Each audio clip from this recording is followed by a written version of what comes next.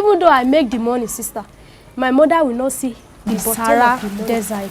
No water, nothing. We are even drinking the peace that who haven't mentioned Jesus' name since he or her was born.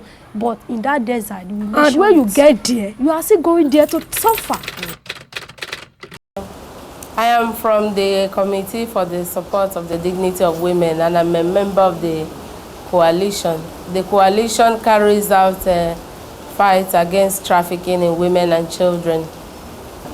The majority of them came back from Italy. They mortgage their conscience, and they give them the impression that if they do not pay to the last kobo, and they must not tell anybody that XYZ is their madam or who trafficked them. They must not reveal who the agents and all that are, that they will stay alive. But if they go contrary to order, that they will die. So since the girls believe in that, it affects them. So it is this oath taking that one you have to try to break in the process of counseling. I am the third born of the family of 5 girls and 3 boys. A friend of mine came to me and said the brother is a sponsor that take people to Europe.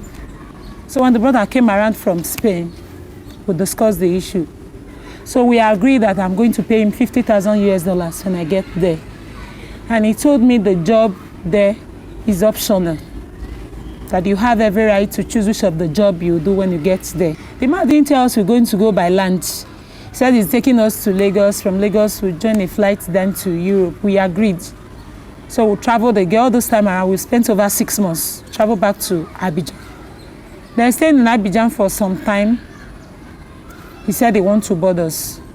And meanwhile, my experiences from Nigeria to Mali and Mali to Sahara Desert was really a bitter one. So after some time, God healed me. God never really wanted me to die in a way, because maybe God wanted me to tell this story to people. And they asked me if I get to Italy that I will be working as the same secretary. But when I get to Italy, the story was a different one. They said I should work and gain my money so that I can be able to pay the lady that take me down there the money she used. So he said if a day, the number of people will go out with a day, at least 20 men. You have to at least 20. If it is low, 20. If it is high, 40. At least that packet of condo is 100. We'll finish it in 3 days or 2 days. Because of how my younger ones are suffering. Me, I like to go to school. I don't have the money, but I want to sacrifice myself to make sure my younger ones will go to school. You discover that these girls, they are reduced to animals when they get there, because first and foremost, their freedom is taken away from them. Yet they are forced to sleep with these men, and sometimes they do sleep with as many as 10 to 15 men a day to be able to pay back the debt bondage. Because once they are trafficked by these madams, they place a debt bondage on them. They could just come, a trafficker could come, pretend she's going to help the family out of poverty or whatever, take the girl there almost free of charge.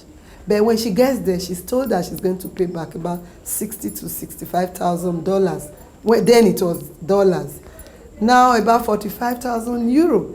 And you know, for this girl to be able to redeem this within a period of 2 years, she is virtually dehumanized. One of the reasons why I feel that this thing is continuing is because our women are not valued. There is this issue that men are more valued in our society than the women. Human trafficking is the system by which young girls are moved.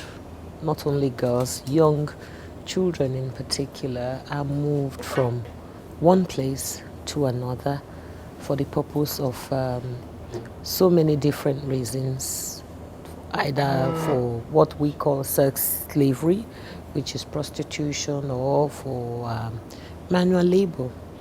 Human beings being sold as slaves. It's a very lucrative business.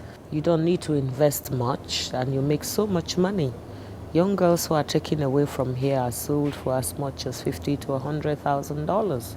It is the responsibility of parents to ensure that at all times they know where their children are and they're involved, in their children's welfare. And of course, adequate information is sought after before you release your child to anyone.